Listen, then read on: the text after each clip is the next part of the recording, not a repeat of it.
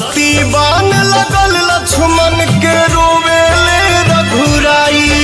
अपना टाइम से मैं सुधांशु। तो हाँ, पवन सिंह को सिर्फ यूपी बिहार झारखंड ना पूरा ब्रह्मांड ओकर पर गर्व करता है, फक्र करता है। जानते हैं क्यों? के छोटका भाई अखियां खोला बबुआ। वाह क्या आवाज है। वैसे थोड़े ना बोलते हैं कि इनके सामने बॉलीवुड से लेके टॉलीवुड तक बड़ा बड़ा सुपरस्टार यानी कि गुरु रंधवा हो गया, शाहरुख खान हो गया, ये सब इनके सामने हाथ जोड़ते, क्योंकि ये गॉड गिफ्टेड है, यानी कि ये सरस्वती पुत्र है। इनके आवाज़ की जोड़ा कोई आज तक हो ही नहीं सकता है।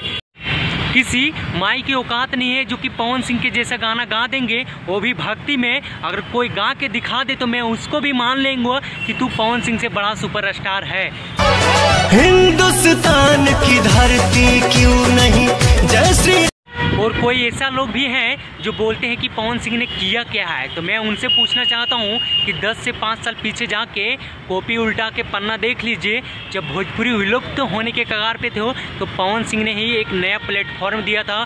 भोजपुरी को उन्होंने जगाया था कि आज भी एक इंडस्ट्री है जो है कि भोजपुरी, जरा कि आज इतना लोकप्रियता बढ़ गया है कि इंडिया के कहीं भी चल जाइए, हर कोने में भोजपुरी आपको सुनाई देगा। राम के नाम का झंडा लहरा है ये।